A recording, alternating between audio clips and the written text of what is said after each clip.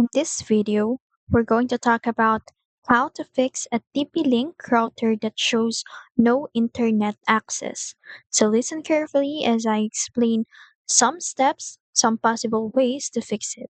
So this is one of the most common problems people run into their home Wi-Fi. So the lights on the router are on. Your device connects to the network, but when you try to browse, it says no internet. So the good news is that in most cases, it's something simple that you can fix yourself. So the first thing you want to do is check the basics. Look at the lights on your TP-Link router. So if the internet or one light is off or red or blinking strangely, that usually means that the router isn't receiving a signal from your modem or your internet provider. So in that case, try restarting both your modem and your router. Unplug them from the power and wait about 30 seconds and then plug them back, and this simple reset often restores the connection. Now, if the lights look normal but you still have no internet, log into your TP-Link router settings. So you can do this by opening a browser and typing the default gateway address, usually something like 192.168.0.1.